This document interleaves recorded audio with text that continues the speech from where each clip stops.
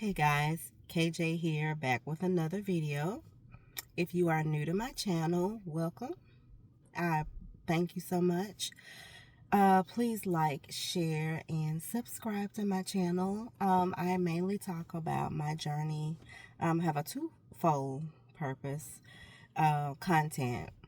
I talk about my journey with multiple myeloma, to which I was diagnosed in 2021, and also my journey with my son, who is was diagnosed with autism. So, if either of those topics uh, touch you, interest you, please like, share, and subscribe to this channel. Um, haven't posted in a while. I mean, it's just been so much going on. Like, when I say that I have had a day, I have had a past couple of days. So I haven't really been consistent like I really would like to, because this is therapeutic for me as well. I don't really have an outlet. I don't really have like a support group. I mean, I have my church, I have my family, and I have my friends, but I don't really have like a support group of like moms dealing with children with autism, or dealing with special needs, moms dealing with that have special needs kids, and just dealing with some of the same issues that I'm dealing with. And so even if there is a group, itself that has, moms dealing with a child or children with special needs, I still feel like I'm still in a whole totally different category, because not only am I a mom dealing with a toddler that has special needs, but I have special needs myself, because I am a chemo patient. And so um, my tired is a different level of tired. Like, you see that I don't even have earrings on. Like, I'm just like kind of thrown together. Like, excuse me, like I'm just so exhausted today. I've been really ripping and running with my 17-year-old. Her schedule has been wearing me out. I'll be so glad when school is out. And trying to be so much for so many different people. And oftentimes, we stress ourselves out trying to please people, trying to, when I say please people, I mean, I don't know about you, but oftentimes we have family members, it could be close friends that, make these comments or say something about, maybe you're doing so much for one child, and they may feel like, or say something about maybe you're neglecting the child that doesn't have the special needs, and you're focusing so much on the child that has special needs. And they may very well have good intentions, but again, if they're not living your story, if they don't know all of the, oh gosh, the hell that you go through on a day-to-day basis, it's kind of like, you kind of give them this kind of look like,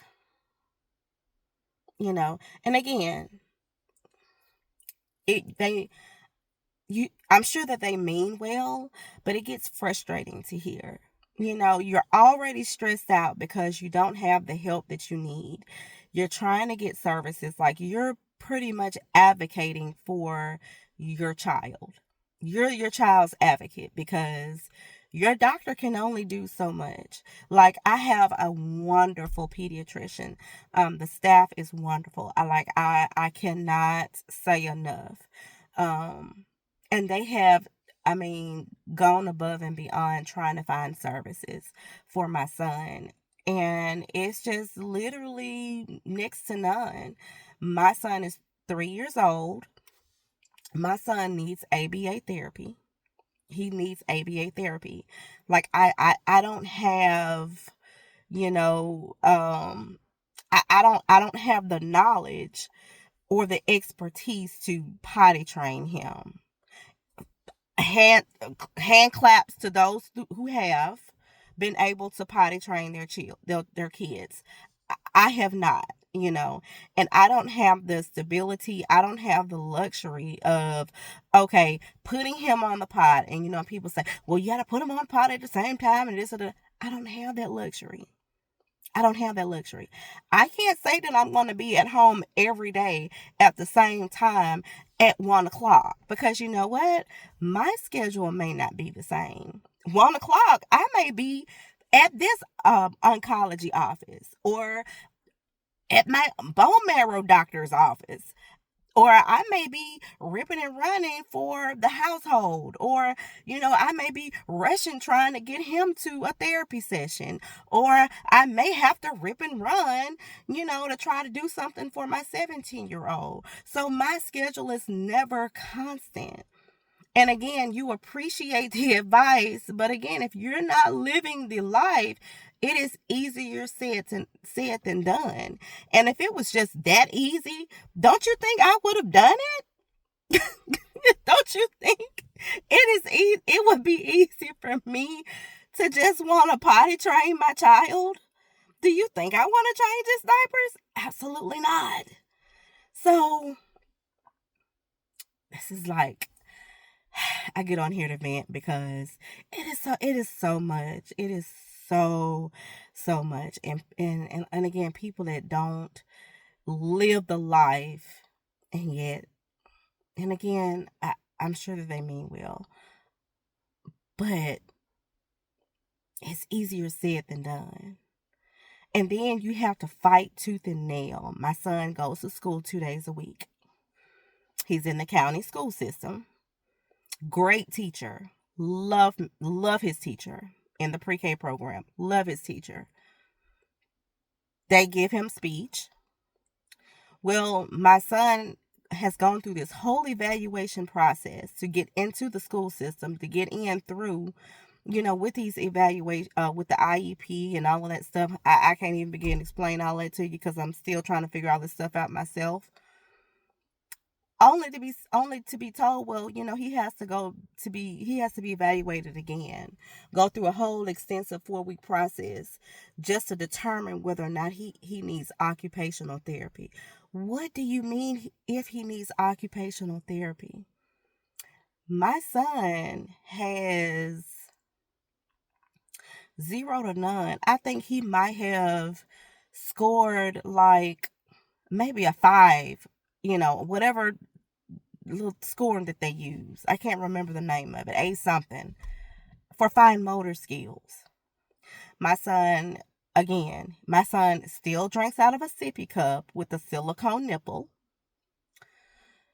because my son does not understand drinking out of a regular cup. He does not understand sipping out of a straw, even though I have tried my best in every way possible to try to teach him sucking out of a straw. But whatever my son does not understand, whatever frustrates him, it raises him from 0 to 100, and it's oftentimes it's not worth it. He pushes. This is what he does. He reflects. He pushes it out of his way. This is what he does. So he doesn't want to deal with it. But I believe it's a stemming thing for him, because he bites on the nipple, the silicone nipple, but I'm afraid that he's biting on it, and he's biting on it so hard that he's biting through the nipple. And so I'm having to replace cups constantly because he's biting through the nipples and biting holes through the nipples. And so the stuff is just, whatever he has in his cup, it just comes right out. So that's a problem. He needs to be potty trained. So ABA therapy is highly needed so that he can understand just basic life skills. I was on a waiting list for over a year. Only to be told, because we were waiting on an in-home therapist, because I would have had to pull him out of school. Within that year and so, we finally got him into school. He was going 2 days a week. Great. Then I get a call. Oh, okay. Well, we just need to get an in-home therapist. Okay, fine. Waited a whole year and a half to only to be told, well, we have an in-home therapist, but we're only going to allow her to drive to do services within 10 miles of the facility. So, and you're about 17. Really? Really? So, this is the type of disheartening news that we as parents with special needs kids have to deal with on a day to day basis. We have to advocate for our kids because there are nearly zero services, or we have to drive way out of the wazoo to try to find different services for our kids. And that just should not be necessary. That should not be the case. That should not be the case. And it is so frustrating. It is so frustrating.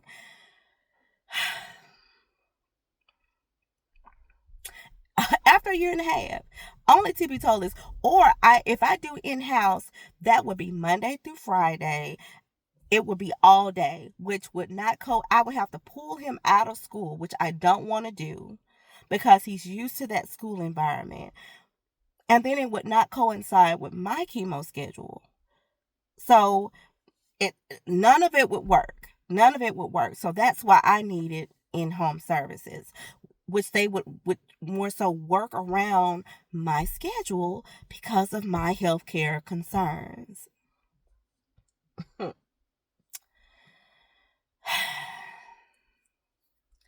It is frustrating enough trying to navigate just life in general, but trying to navigate life with a child with a disability this is like a whole new world. This is like a whole new world. And dealing with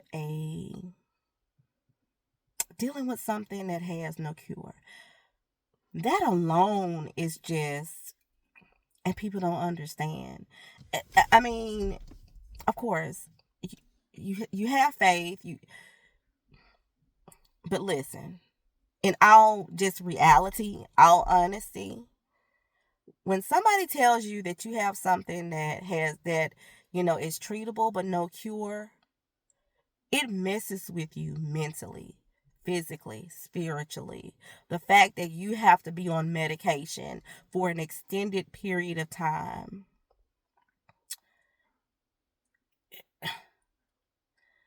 So I just wanted to come on here.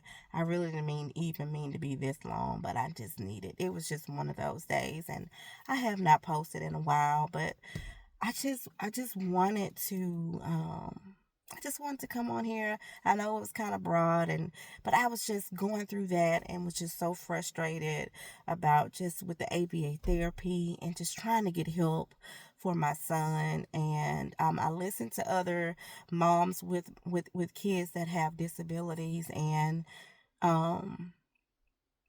it's therapeutic for me, but I want to be on the encouraging end. I want to be able to jump on and come on and say, hey, well, this was I had this going on, but this was the best route and the best alternative for my son. And I pray that at some point that I will get there. I pray that, I will be able to say, hey, this was the best route that I took for my son. And of course, what may work for my son may not work for another child. But if it does, great. Praise the Lord. I'm happy. Because we just have to kind of play around and see what works, unfortunately, because there's no playbook for this. There's no black and white for this. There's no written anything for this, and we just kind of have to just pray and just kind of play it by ear, unfortunately. So what I can say is putting him in school, he's in a pre-K program again, has been just a great thing for him. He is in private therapy. He's taking private speech and OT. Unfortunately, he's not doing it the hour like he needs to be, because they're trying to work him back up because transitions are difficult for him. That's a whole nother different video. But we'll, I'll discuss that later. But if you guys are able to put your kids in school, if you don't want to do public school, I know every child is different. Every child is, as far as behaviors. My son, has been exhibiting aggressive tendencies ever since he was 2. So that's something that I'm really strong, really feel strongly about as far as correcting those behaviors and getting it started young. And I'm going to do I'm going to do a video about that as well. So stay tuned for that. But I've been on here long enough. I love you guys.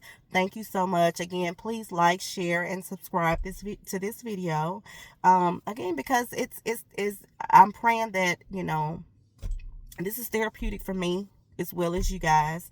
And so any information that I have, I will share with you and just share updates and everything like that. I'm back in the car because sometimes I just need to be in my car. This is the only quiet place that I have, unfortunately, because he's all over the place in the house. And oftentimes if I'm in the house and I'm trying to do a video, he's all over me. He's jumping all over me, and I just can't concentrate. So it's just too much going on.